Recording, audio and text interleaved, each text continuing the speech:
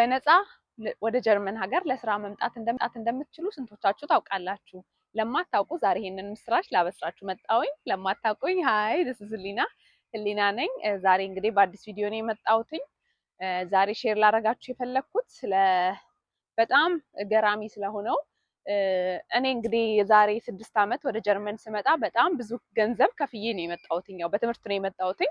ግን በትምህርት ስትመጡ የሚያስፈልጓችሁ ብዙ ነገሮች አሉ። አሁን ለምሳሌ ብሎክድ አካውንት የሚባል ነገር አለ። ብዙ ገንዘብ ማስቀመጥ አለባችሁ እና እነዛ ፕሮሰሶችን አልፌ ነው የመጣሁት። ለእናንተ ግን ዛሬ ይዤላችሁ የመጣሁት እድል የስራ እድል ነው። ይሄም የስራ እድል ግን ኳሊፋይድ ላደረጉ ሰዎች በነፃ የሚሰጥ የስራ እድል ነው። ስለዚህ ምን ያስፈልጋል፣ እነማን አፕላይ ማድረግ ይችላሉ፣ እንዴትስ አፕላይ ማድረግ እንችላለን የሚለውን እናያለን ማለት ነው። እንግዲህ እድሉ እንዳልኩት እድሉን ለሚያሟሉ ሰዎች ነው። ይሄ እድል የአንድ አመት የፌሎሺፕ ፕሮግራም ነው እና the most leading companies የሚባሉ ካምፓኒዎች አንድ ላይ በመዋቀር ያዘጋጁት እድል ነው ማለት ነው። እንዳልኩት የአንድ አመት የትሬኒንግ እድል ነው። ይሄንን ትሬኒንግ ለማግኘት ምን ያስፈልጋል የሚለውን መጀመሪያ ዲስከስ እናደርጋለን። ከዛ ደግሞ የትኞቹ ፊልዶች ናቸው እዚህ ትሬኒንግ ላይ የሚያስፈልጉት የሚለውን ዲስከስ እናደርጋለን። ከዛስ እንዴት ነው ወደ ፕሮሲጀሩ መሄድ የምንችለውን የሚለውን እናወራበታለን ማለት ነው። እድሉ የመጀመሪያው የዩኒቨርሲቲ ዲግሪ ላላችሁ ሰዎች ነው እና የዩኒቨርሲቲ ዲግሪ ያላችሁ ሰዎች መሆን አለባችሁ። ከዛ ደግሞ ከ2 እስከ 5 ዓመት የስራ ኤክስፒሪየንስ ያስፈልጋችኋል። ስለዚህ አፕላይ በምታረጉ እሱን ያው ቀጥለን እናወራለን። ግን አፕላይ በምታረጉበት ቦታዎች ከ2 እስከ 5 ዓመት የስራ ልምድ ያስፈልጋቸዋል ማለት ነው። ሌላው ደግሞ ፍሉዌንት እንግሊሽ ስፒከር መሆን አለባችሁ። እንግሊዘኛ ቋንቋ ለዚህ ፖዚሽን በጣም ወሳኝ ስለሆነ እንግሊዘኛ ቋንቋ ፍሉዌንትሊ ራይቲንግ፣ ስፒኪንግ፣ ሊስኒንግ በደንብ ያዳበራችሁ ያንን ማድረግ የምትችሉ ሰዎች መሆን አለባችሁ። ሌላው ደግሞ አራተኛው ሪኳየርመንት እድሜያችሁ ከ35 ዓመት በታች መሆን አለበት ዲዩሪንግ the whole application process ማለት ነው። ከዛ በኋላ 35 ብታልፉ ኢትስ ኦኬ። ግን አፕላይ እስክታረጉበት ያለውን ጊዜ ከ35 ዓመት በታች መሆን አለባችሁ። ሌላው ደግሞ you have to be an African citizen ማለት ነው። የአፍሪካ ሀገር ተወላጆች ሲቲዝንሺፖች መሆን አለባችሁ። ይሄ ማለት የግድ ኢትዮጵያ ውስጥ መሆን አለባችሁ ማለት አይደለም። አሁን ለምሳሌ ጀርመን ወይ ዩሮፕ ውስጥም ሆናችሁ ነገር ግን ዜግነታችሁ ስቲል አፍሪካዊ ከሆነ አፕላይ ማድረግ ትችላላችሁ ማለት ነው። እንዳልኩት ከላይ ያሉትን ነገሮች ካሟላችሁ የመጀመሪያው የዩኒቨርሲቲ ዲግሪ ባችለር ሊሆን ይችላል፣ ማስተርስ ሊሆን ይችላል።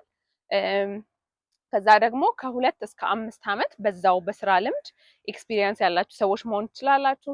ሶስተኛው ደግሞ ፍሉዌንት የሆነ እንግሊዘኛ ማውራት አለባችሁ ማለት ነው። አራተኛው ደግሞ እድሜያችሁ ከ35 ዓመት በታች መሆን አለበት during the whole application process።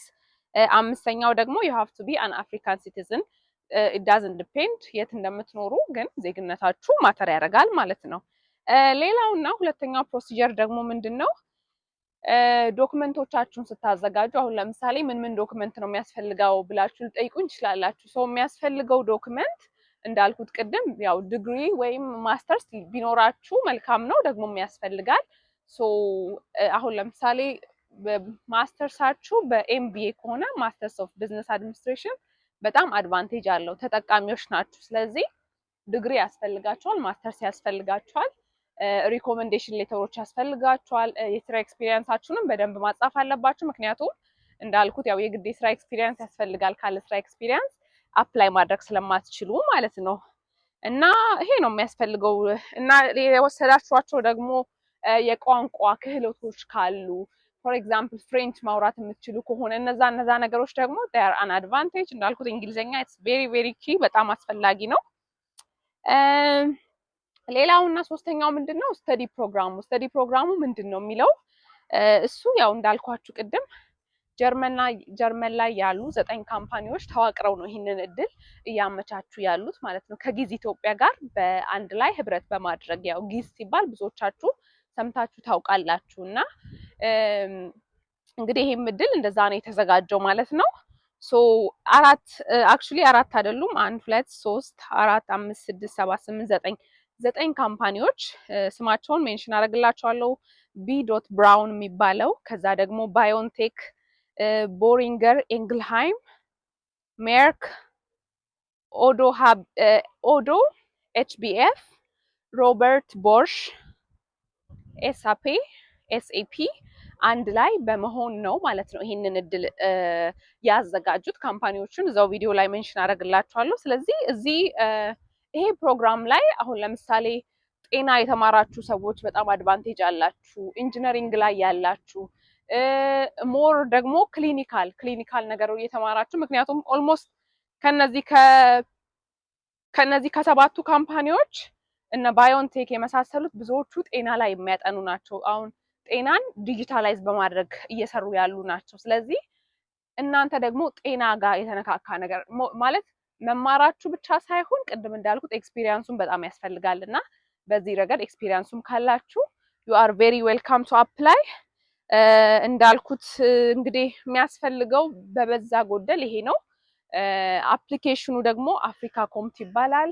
ስለዚህ ሁሉን ነገር እዛው ሊንኮቹንም ሁሉን ነገር አስቀምጥላችኋለሁ። አፕላይ አድርጉ። ነፃ ነው ሲባል ብዙ ሰው ብዙ ጊዜ ይሄ ያለመሞከር ነገር አለ። እውነት አይመስለንም እና ይሄ ነገር ግን እውነት ነው። እንዳልኳችሁ እዚህ ሀገር የዛሬ 6 ዓመት ስመጣ ብዙ ገንዘብ አውጥቼ ነው የመጣሁት። እንግዲህ ይሄንን እድል እናንተ ብትጠቀሙ በነፃ እዚህ መጥቶ የመስራት ማለት እንዳልኳችሁ የ1 ዓመት ትሬኒንግ ነው። ይሄ ማለት ስራ ታገኛላችሁ ማለት አይደለም። ያው ትሬኒንጉን ወስዳችሁ ከተሳካላችሁ ስራ ሴኩር ታደርጋላችሁ። ካልሆነ ግን ያው ወደ ሀገራችሁ መመለስ አለባችሁ። ነገር ግን እዚህ መጥቶ ኤክስፒሪየንሱን ማየት በራሱ በጣም ትልቅ ነገር ነው እና እንግዲህ መልካሙን ተመኘውላችሁ። የሀሳብና ጥያቄያችሁን እዛው ኮሜንት ሴክሽን ላይ አስቀምጡልኝ። ስለተመለከታችሁኝ ከኔ ጋር ስለነበራችሁ ቪዲዮዬን ስላያችሁ ደግሞ አይ ዋና ሴይ ቴንክ ዩ። ሳብስክራይብ፣ ሼር፣ ላይክ ማድረጋችሁን ደግሞ አትርሱ። ምክንያቱም አትሊስት እናንተ ባትጠቀሙበት ሌላ የሚጠቀም ሰው ይኖራል። ደግሞ ፊውቸር ደግሞ ኢንፎርሜሽኖች እንዲደርሷችሁ ሳብስክራይብ ማድረግ፣ ላይክ፣ ሼር ማድረግ አትርሱ።